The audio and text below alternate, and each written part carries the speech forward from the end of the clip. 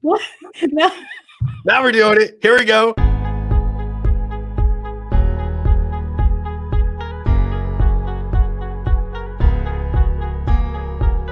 This is why I should not be in control of this.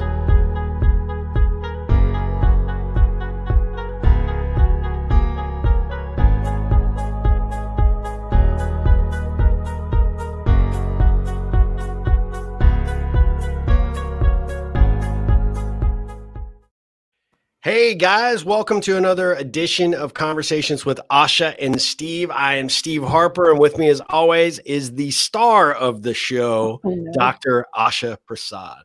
Asha, how are you doing? Steve. I'm doing good. How are you? Good. I mean, we were backstage talking, and I don't know if either of us is doing good today. We seem off.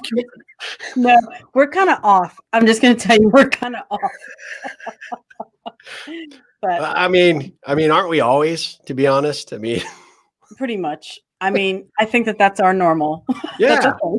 Yeah. Well, so we're recording our podcast on video, and eventually it'll go to our podcast. But Dr. Asha Prasad has talked me into every other week coming live to you on Facebook and on YouTube. And we're now this week on Periscope.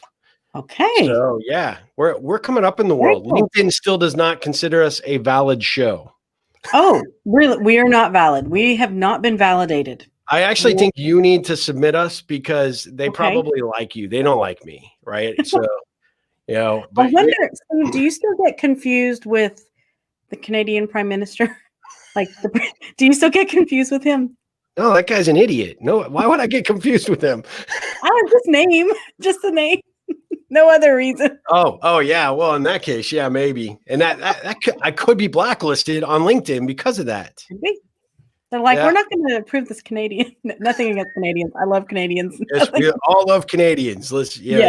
Thank you for getting our hate mail started there, Asha. That's great. We've had only nothing but positive things coming in, but now I'm so sorry. You just alienated an entire country. But it's easy for you because you're over in the Netherlands. Now they're my neighbor. They're not your neighbor any longer. That's true.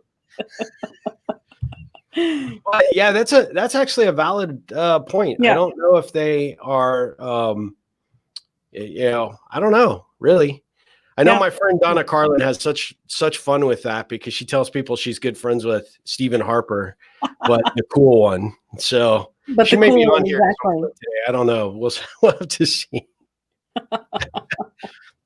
So we're doing this show live, and our goal is every other week on Friday. Today we had to come an hour early because Asha is 8 hours ahead right now, 7 hours ahead. 7 hours. Okay, 7 hours ahead. She has a incredibly packed social schedule for the weekend, and in the situation right now, very, very social. Very social, yes. But you were busy, so we had to come an hour later or hour earlier, right?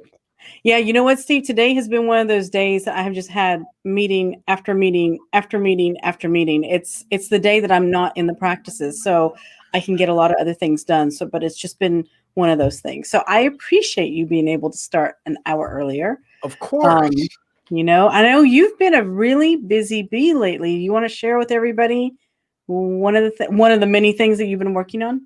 We were just talking about it. No. Come on, Steve. Oh my God. Well, I think technically this week we finished our third edition to the Ripple Effect book. Yeah.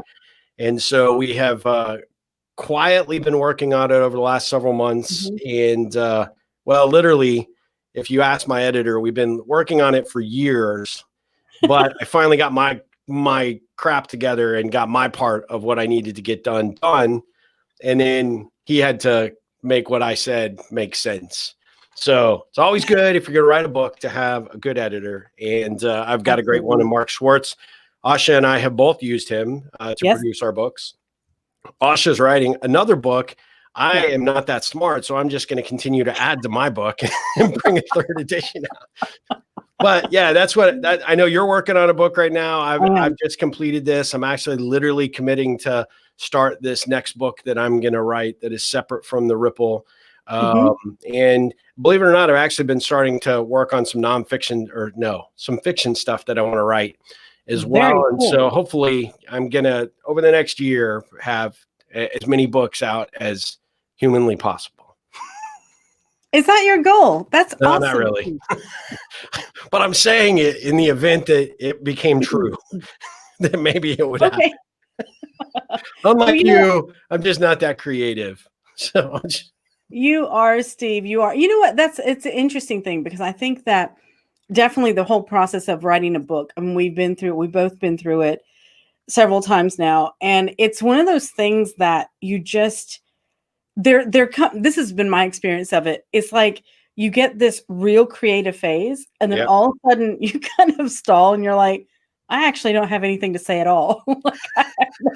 It's like, what was that? That's not such a good idea anymore. Nobody wants to hear about that. And then all of a sudden something happens, and then you kick into the next phase of creativity. And it's really an interesting experience. It is. You know, I think you probably run into the same thing, although you're like a rock star, superstar. So when you're up on stage, you have like concert audiences that are, at your events. The 3 people that come to my stuff, I mean, almost always there's 2 out of the 3 that say, I wanted to write a book. And if you could do it, I mean, I know I can do it. I mean, that's. Oh my God. In fact, I think that's how I met Carlin Haas. Like, oh, really? Really? You wrote a book, huh? Okay. Yeah. In fact, that's a true story. One of my good friends, one of our true good friends that we have together, comes up to an event that I had gotten asked to speak at that was for free, that I did for free. And he comes up with $100 bill. Can you make change for your little $20 book? I'm like, dude, it was a free event.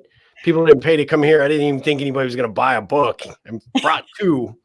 Somebody stole 1. I mean, so I've got 1 left. Oh my God. But that's how he and I kicked off our friendship and became buddies. But yeah, that was it. I think that was pretty much his exact approach was, oh, so you wrote a book. Let's see what this thing has to say. Because I just watched you speak, and oh my God. Oh, gosh. Hopefully the book's better.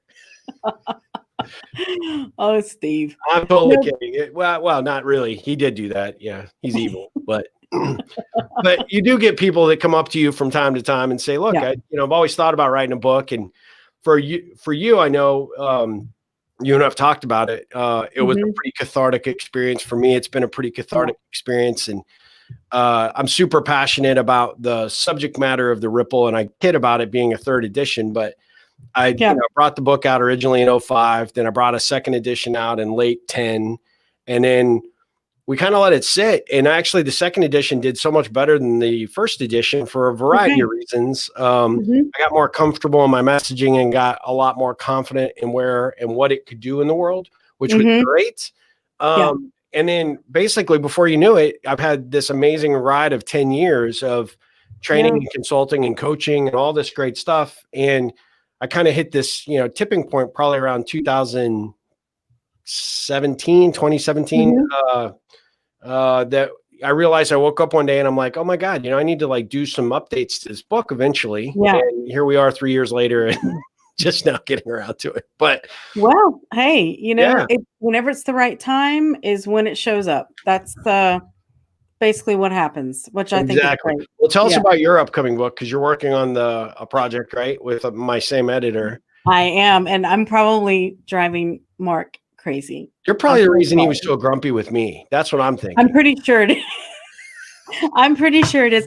Here's the interesting thing, though. I mean, I think that you have a couple of different type of authors. I think you have some authors that are like very much like boom, boom, boom. This is what I'm writing. This is what I'm doing. I know, like, and then you've got the other people like myself that's a little bit everywhere.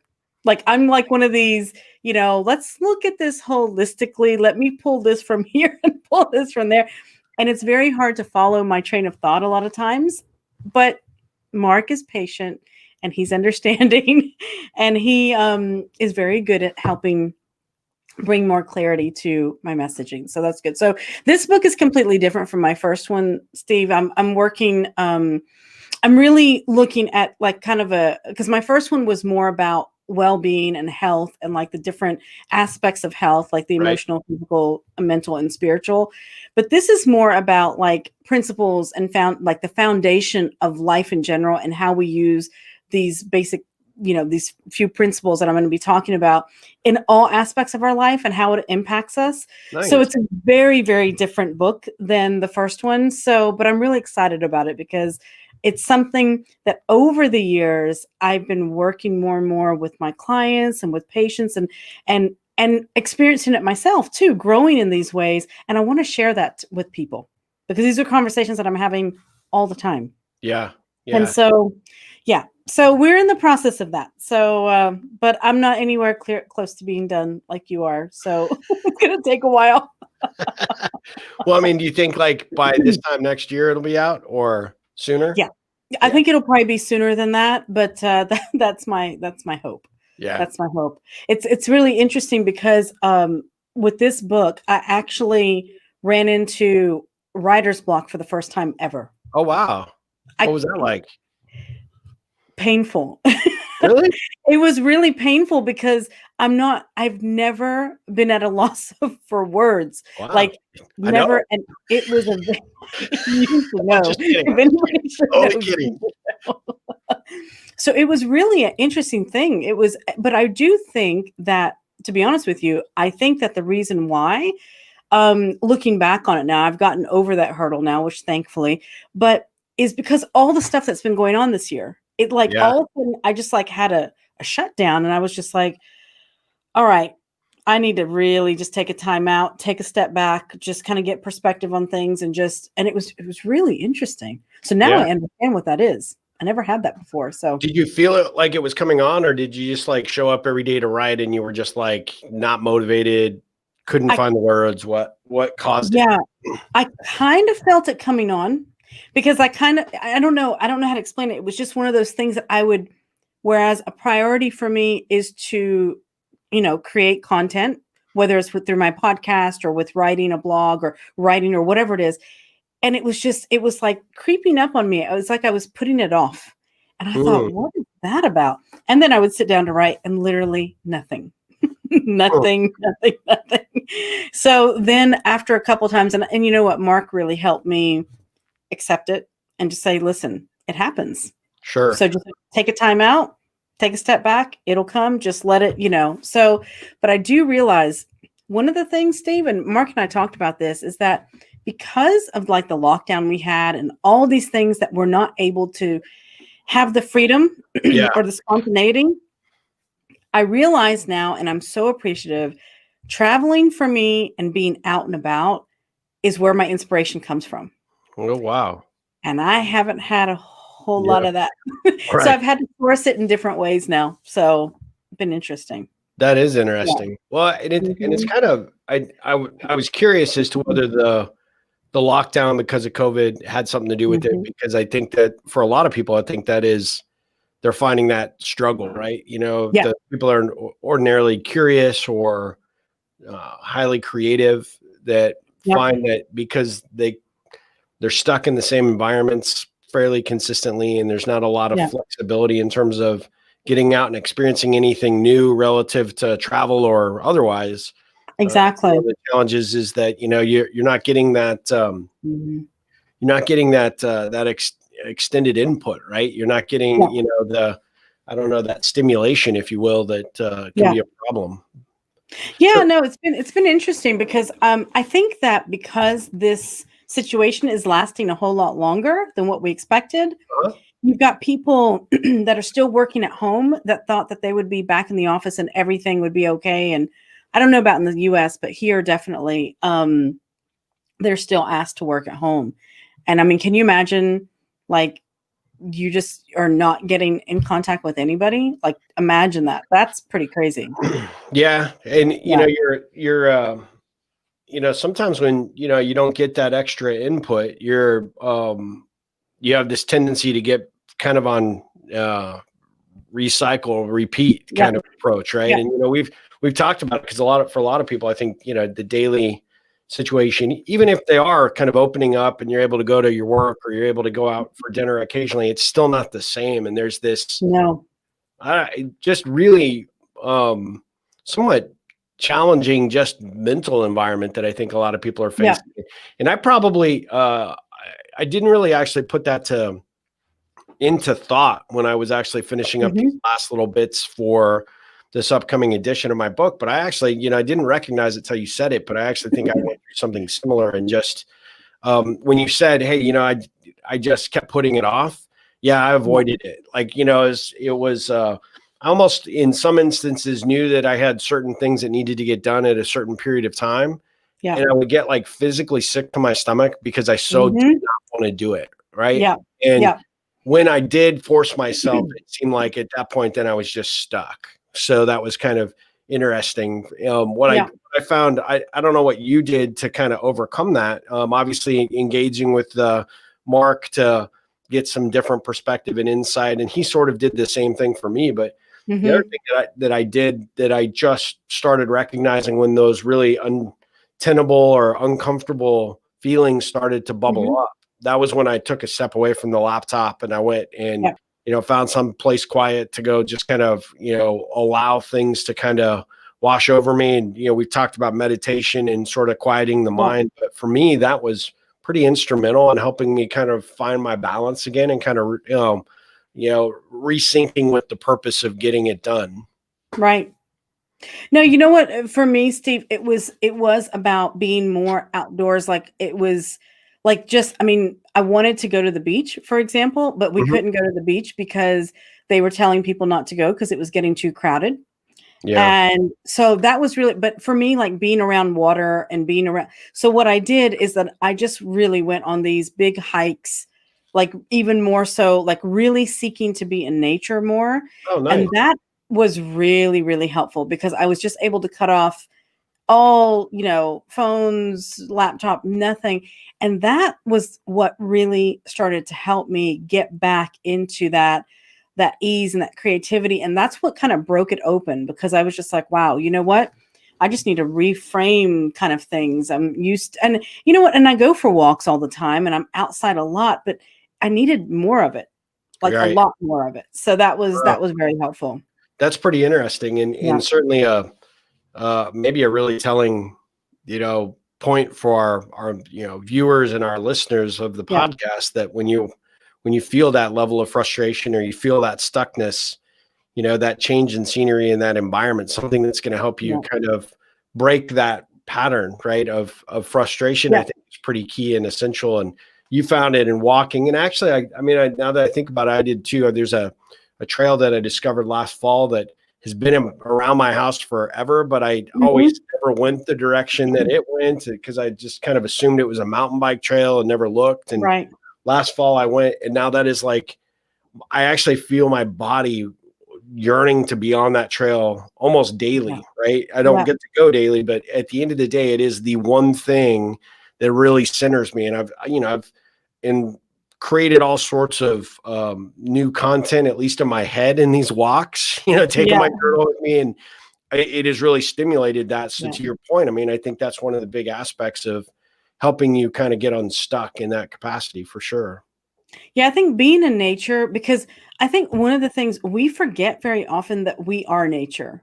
Yeah. I know that sounds kind of silly, but it's like really, I think when we forget that and whenever we can get in connection with nature again, because we are so much, I mean, how much in a day are we in relationship with our electronic devices? I mean, seriously, it's like, it's insane. I have like 90 of them right here. Just like, exactly. It's like, oh my God. Well, my hair's falling out. I'm pretty sure. I just don't know. I mean, I do think that getting into nature is one of the best things. One of the things I love to do, especially like in the spring and the fall time, Steve, like in the morning time, I love to walk outside barefoot and get my feet in the wet grass. I know it sounds silly, but it's like, no, really, it's like connecting with nature, just, I don't know. So hey, it gets my morning going. So do you remember that movie, Pretty Woman? Yes. Yeah. Julia Roberts and Richard Dreyfuss. That's what I think about every single time, right? That's hilarious. Yeah.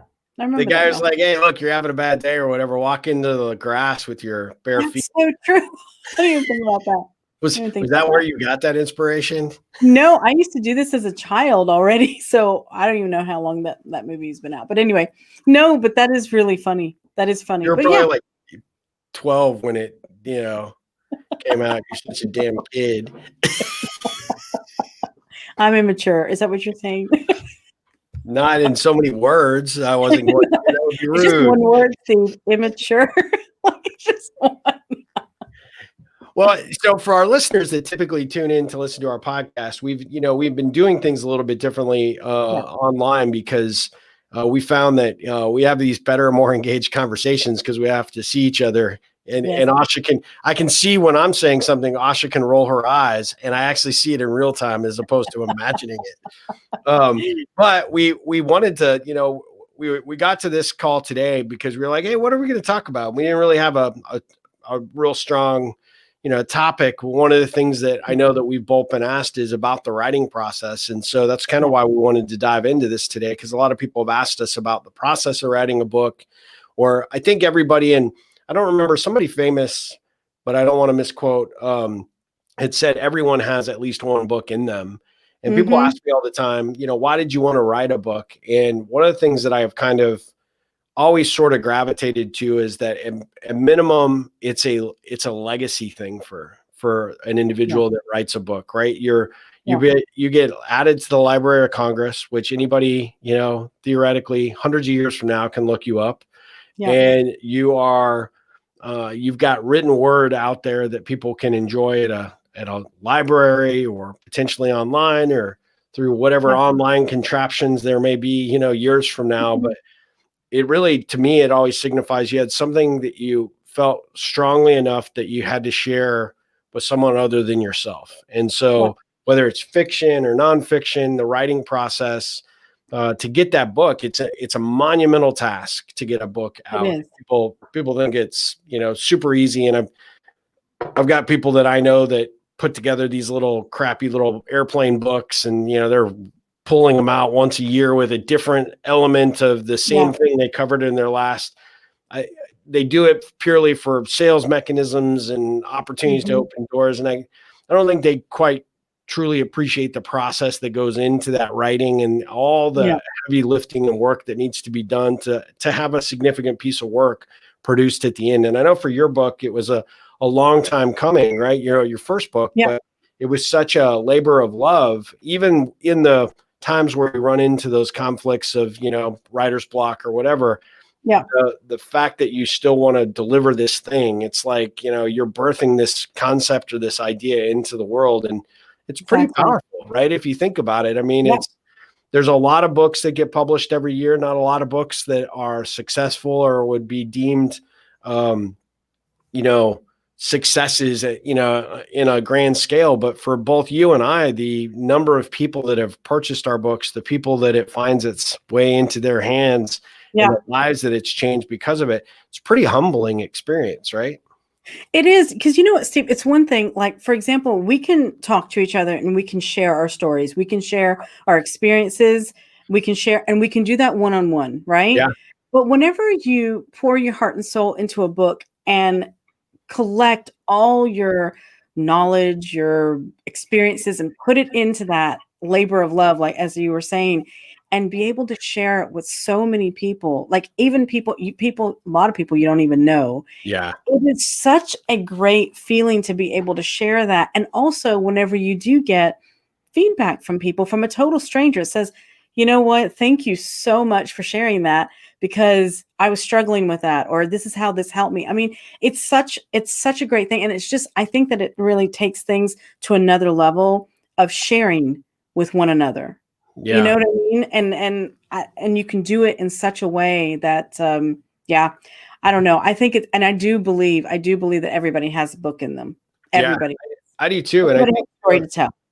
absolutely everybody's got that. And I also think it's really important that if you are, ever think at some point in your, at some stage in your life that you want to write a book, the best way to get started is just get a journal, right? Start capturing the stories, start capturing the ideas and the thoughts. And when you do finally sit down, that proves to be invaluable for all the different elements. Like when I came back to this book and revisited the ripple effect and said, hey, we're moving forward with the third edition. I originally wasn't going to do it. And then the thing that really kind of pushed it over the edge is just how I see people using social media tools, and then COVID hit, and the fact that so many of us had already become sort of disconnected anyway in our day-to-day lives. And then when all of a sudden we had, this virus that said, hey, you can't be together, you can't be in the same room, technically, the physical limitations that it placed on us, and how many people, even those that I would say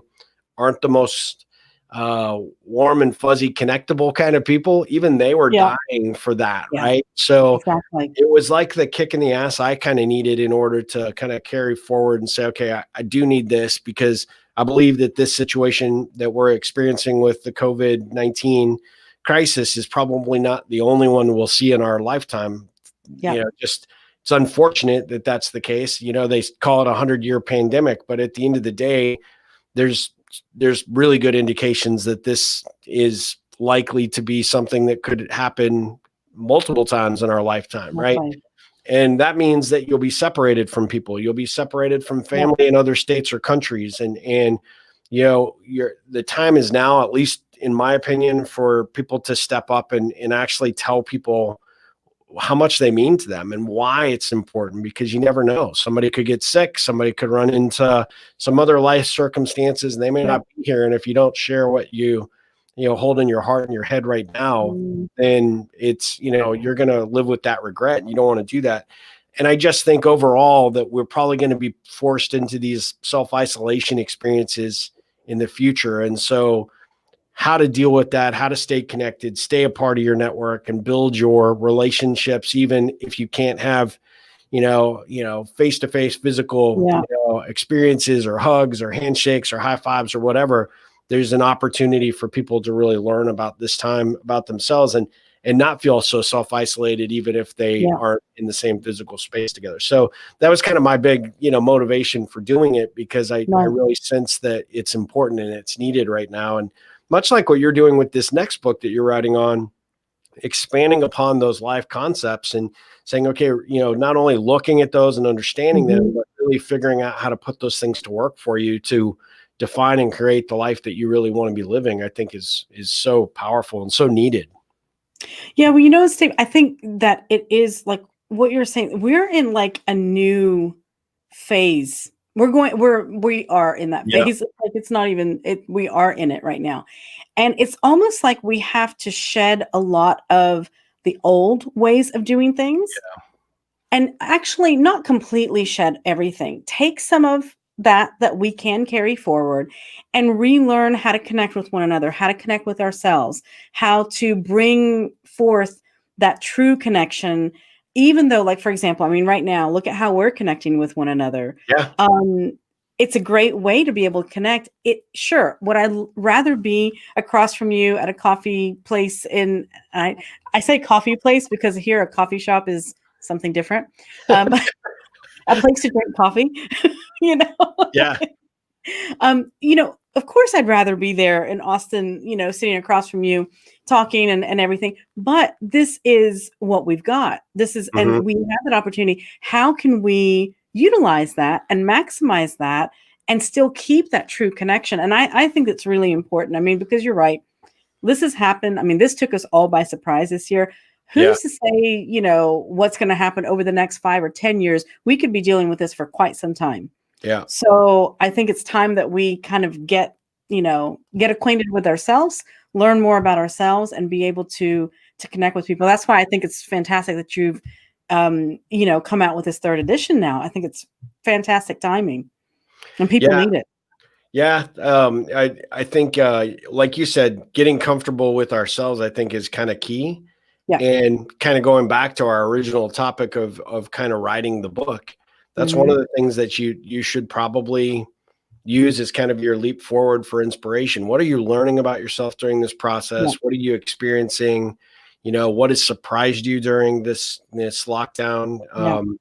How has your work changed? How has the dynamics in your relationships, either whoever you may live with, whether that be family or your romantic partner, or how have friendships changed or evolved. But those are all unbelievably good inspirations for kicking off your next writing project, or maybe your first writing project that could evolve and develop into a book. I mean, I saw something, I think it was last week, that was talking about there is a huge uptick in the amount of books that are being bought and delivered by Amazon unexpectedly during this pandemic, because people have more time on their hands.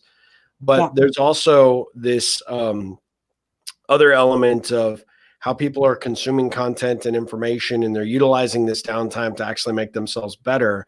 And the thing that I would say about being what I would consider, Mark may disagree with me. I'll consider myself a writer. He would definitely disagree with me there, but he'll disagree with me too. Yeah.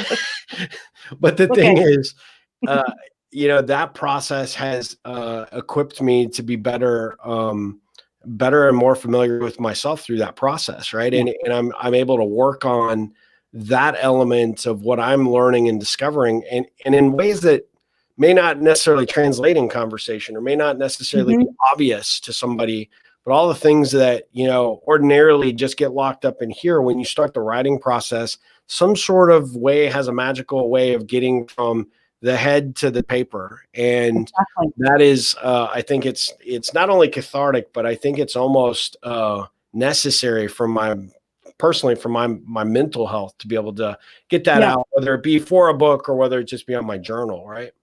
Yeah, that's why I think journaling is one of the best things that people can do in whatever way, whether it's just a gratitude journal or it's just a regular journal, whatever it is. I mean, I think that that's what, because actually the more that you put pen to paper and the more that you get that out, the more creativity you have access to, the more insights you get, the more inspiration you get. I mean, it's really, really amazing. Those of you that are listening or watching, I highly recommend, if you're not journaling, start. This is a fantastic time to start journaling and starting that process. I mean, but Steve, you know what? A lot of people have contacted us over the years about the whole process of, how to write a book, how to go about it. What are the key elements? What are I know that you and I have talked about, if enough people are interested, we would love to be able to do like a mini course with them on how to do that to help other people, because I know that you're passionate about it. I'm passionate about it. I mean, can you talk a little bit about that? Just in case there's anybody that is interested in that, they can let us know.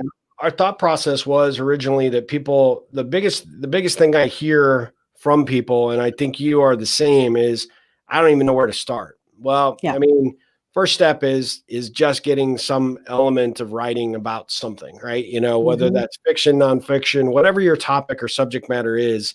But then if you get really serious about taking that to the next step, there are things that you have to kind of understand. What's the book going to be? Is it a hard copy? Is it a soft cover? Is it going to be a big book, little book? Who is your ultimate audience? Defining your market and figuring out really who would be interested in whatever it is that you're writing about. And then ultimately, sort of figuring out how to build that team and that marketing aspects to the project or to the book, because it's a pretty monumental, process and project for you to undertake, and you need help and guidance during that process. And I think you and I were pretty lucky because we had a few people that had written books that we knew, and we could pick, their brain a little bit, but the knowledge and experience that we've collected over the years, just having done it and now still going through it and doing it again, that process is, there were a lot of lessons learned, a lot of blood, sweat, and tears shed during the process. And so what we've been thinking about is just maybe putting together kind of a mini group course for people that are interested in just figuring out what's involved. Right. And really more from a exploratory perspective to begin with, just to say, hey, look, is there one in me? And we'll say, yes, there is. But ultimately, how do you ferret out that idea? How do you figure out what to do next? And then if you get serious and you want to do it, how do you go about it? Do I get an agent? Do I get a publisher? How do I get an editor? Do I need an editor? Yes. The answer is definitely yes for me. Definitely yes. And do you need to go the route, that, you see, a lot of people just envision they're going to be like, Nicholas Sparks or, Ariana Huffington and writes this and is just massive, successful books. Doesn't work that way in most cases. And you're likely to not necessarily get a lot of the publishing houses, especially now because the submissions are they get a ton of submissions anyway. But at the end of the day, that business, that book business has changed almost dramatically. It's very much like music business, right? People are utilizing different methods to get their messages out there. And a lot of times, if you don't have somebody that's kind of your guide in your direction, you can get taken advantage of. There's a lot of vanity presses out there that'll tell you, oh my God, this is the greatest book I've ever seen in my life, but you need to write me a check for $25,000 to get that done. I know a couple of those organizations and companies that, make those kinds of pitches, and people either get scared off by that. Doesn't have to be anywhere close to that expensive or that type of investment to do a book, but people don't know what they don't know. Right. And then the other aspect is a lot of times people sign on with somebody who says they're a really great literary agent or can help get that book positioned. But then you start looking at any of their other works or, kind of digging below the surface of what they say they can do to see what they've actually done. And there's just people out there that will take advantage of a first-time author. And it's one of those things that if you don't know what you don't know, then you can make a lot of financial mistakes, or you can do some things that set you back in ways that you didn't anticipate. I know one person, I don't think you know this friend, Asha, but somebody that wrote a book that actually at the end of the book didn't end up owning any of their content. So everything they had to do, they had to go and seek permission for training. They actually had a percentage guarantee that they actually had to pay back to the publisher. There was like a 10-year moratorium on the content. There was just a bunch of things. And then it turns out that they used that book to actually go, the book turned out to be good. It was a good book. It was a good subject matter. But that company, because they were kind of a vanity press, took it in and reproduced it in all sorts of countries and foreign rights. And none of that did they see a dime. But that your thoughts and your ideas are being used in a way that, really you never anticipated. But somebody, there's just some things and mistakes that people make because you don't know any better that we've seen and done and gone through that experience that we think could be useful. So like Asha said, if you're interested, definitely reach out to us. And, Asha, tell everyone how to contact us, because if there's enough interest, we may put together this little mastermind group and figure out that process. But we've got lessons learned that can absolutely accelerate that process for you. Absolutely. I think the best way for people to reach out to us is to email us at info@conversationswithashaandsteve.com and go to our website, or you can reach out to us on Facebook also. Send us a message on there, but reach out to us and let us know, because I think that we have a wealth of knowledge that we would love to share to guide you in this, especially because people seem to be really wanting to write and wanting to tell their story more and more. I've run across so many more people that are wanting to share their message or their information. And I think that, it's a good time for that. So, but just reach out to us there. It is. Yeah. And, if you ever thought about it, I always tell my coaching clients, if not now, when, right?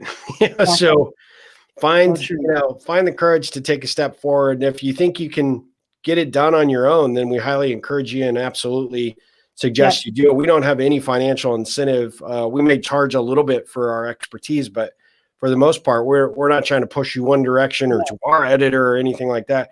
We just have a lot of lessons learned. Yeah. So just, and you know what it is? It really does come down to, bless you, Steve. Sorry. It does come down. Cough, not a sneeze. I do not have COVID. Did you cough or sneeze in your elbow? That's what I want to know. Did I? I think I did. Kind of look like it. No. That's how I keep everybody out of my studio. That's how Steve keeps people away from him, is by coughing and sneezing.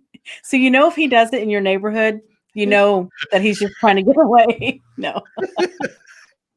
It's so crazy. No, what I was saying was, it takes courage. You know what? Right now, anything that you're wanting to do in your life, whatever it is, it takes courage. It does not mean that the fear is not going to be there. I'm telling you, the fear can be staring you in the face, and you can still, scurry up the courage. See, there it is. You can get enough courage to take the step, and sometimes it does take, the encouragement from other people and people that have gone through it in order to help kind of take you over that hurdle. Well, and I will say, based on what I know that we could bring to the table for something like this is, and I have had, and I think you have as well, several people that we've helped get to that stage of getting a book out, and some that have just seen books just go crazy. Like one of my good friends, put together a book on leadership, corresponding to the military and how that leadership style can convey into the civilian world. And he booked like 3 years worth of consulting off that book, right? Really? That's amazing. Just that's taken him to heights that I don't think he ever expected his career to go after he left the military and what it did. And all we did at that point was just give some guidance and some direction, and don't go this way. Don't do it. You might not want to go that way. And you might want to be a little leery of those conversations that are happening. But, the number one piece of advice I could give him was own your content, right? Own your rights. Yes. And so, he's done way better than I think he ever imagined and expected with his book. But the neat thing about the whole process is, and you touched on this, Asha, is that just having somebody in your corner that really doesn't want anything but you to, but to see you be successful is huge. I mean, it's why we're successful coaches. It's why we're successful at consulting. Our number one driver and motivation isn't putting money in our pocket, right? But we do want to get paid for our time and our talents, as everybody should. But helping people figure out how to create a better mousetrap to get that idea out there in the world is really good. So the only reason we're putting it out there is that we've had a number of people that have inquired. And so I think we're finally getting at that point where we have enough people and enough momentum that it might make sense to put together. So you want to write a book kind of course, right? Absolutely, Steve. Absolutely. And that's fantastic with the story that you were telling about your buddy that wrote that book. I mean, you know what? Here's the other thing too. If you can look at writing a book, really think about anything that you do as far as like what you create. Think about it as it's your way of expressing yourself, right? And knowing what your why is. I mean, maybe some of you out there want to write a book to actually make a career of being an author. I mean, maybe it's just that you want to write book after book after book. Maybe you want it to get more speaking engagements. Maybe you want it to do it for consulting, coaching, whatever it is. There's so much that opens up to you with it. And getting an idea of what your why is will also help you stay motivated in the process. Wait, speaking of which, actually, I'm going to put this up here because people need to check out your website, because you actually had a really good blog post on the why this past week, right? Yeah, that's right. That's right. Thank you. So like how you worked that in, but you didn't really say you were working. Yeah. She didn't even know her why when she did her why. It was awesome. Exactly. So that's how unconscious competence comes through. Totally. But no, that was a really good point. And it is you have to understand that driving factor. And when you do and you get clear, it is amazing how you can move mountains to get it done. Right. We've seen it and done it. I mean, we were kind of joking about it early on, and, writer's block and things of that nature really are components that you kind of have to deal with. I also believe that they are things that are designed to see how much you're committed to getting it done, right? Yeah. There are a lot of people that give up on a lot of things relative to that. But at the end of the day, I think a lot of, if you're clear on your why, you'll get clear on your motivation and your next steps to achieve it. So doesn't hurt to have somebody like, Dr. Asha or myself in your corner, kind of, spurring you on and continuing to, help you find that confidence, not make those mistakes that we've made and, do it right. So anyway, well, as we draw close to an end here, Asha, why don't you tell everybody how they can find out more information about just the podcast and where else they could submit information. Part of what came up today was because this came from a user that said, hey, I'm kind of curious about what you guys did to write your book. And so we didn't, we definitely wanted to talk about it, but they didn't want to be called out by name, so we won't. But it was a great suggestion for an episode. So that's how we ended up on today's topic. But Asha, how do people find out about what we're doing and what we're up to, and maybe how to send us additional questions or ideas for future shows. Yeah. So definitely for the podcast, you can find us on pretty much everywhere, on pretty much everything. Stitcher, Apple. I'm like, who else? Spotify. I think we're pretty much everywhere. Yeah, we're on Google Play, I believe. Yep. Yep, Google Play, exactly. But you can definitely go to our website. You can reach out to us there on social media, Instagram, Facebook. You can definitely reach out to us on their Conversation with Asha and Steve. If you want to send us a message individually, of course, you can reach me at theprasadmethod.com. And I'm on social media as well. But and for Steve, what's your website? My website is actually ripplecentral.com. You can find all things Ripple there. For sure, it's Ripple Central. And then for our handles, let me put these back up for those of you that are watching, just so you kind of see what our Twitter handles are. Mine is at Rippleon, RIPPLEON, and Dr. Asha can be found on Twitter and Instagram at the Prasad Method. That's right. That's your handle for everything, I think, pretty much, right? That's right. So that's right. we're on Facebook, we're on Twitter. We've got the website, obviously. We've got the Facebook page. We'd love to hear from you. Love to hear what you thought of today's episode or any of the episodes. And as always, we really just appreciate you tuning in. It's we do these things because we enjoy talking to one another, and we love pushing record. And some people like being on Facebook Live more than others. I would say Asha's she's the rock star. I just I need to like make my head smaller and in the corner like a sidekick. But we do this because we love helping people. We love engaging and in trying to find value to present to you, whether you're an entrepreneur, you're leading your organization, or you're just trying to figure out what you want to do next in life or career. We're really passionate about playing some small role to help you in any way we can. So thanks for tuning in as always. Absolutely. Thank you so much for tuning in. Thank you so much, Steve, for sharing this time with each other today. Yeah, absolutely. Well, you're almost done for the weekend or for the week and getting ready to start your weekend. And I am going to be jealous for the next 7 hours. Well, you can join me. I'm ahead of you. You can join me. It's okay. Okay. Well, yeah, we definitely need to do one of these when we have adult beverages. But, the office might look at me a little weird if I come out of the studio like already, slightly inebriated at 10 a.m. on a Friday. Or maybe not. Actually, they know me. So, I mean. Steve, maybe we invite them next time. There we go. Yeah. That could be it could be fun. No, let's not do that. Not a good idea. Well, listen, you have a great rest of your weekend. And everybody, thanks for tuning in as always to Conversations with Asha and Steve. We will be back in a few weeks, Friday, 2 weeks from today, with another live broadcast. And this episode will go live at some point very soon this weekend, I think, for our podcast. So whether you're listening to us or watching us, or you just somehow found us, thanks for tuning in as always. Take care, Asha. Take care, Steve. Thanks.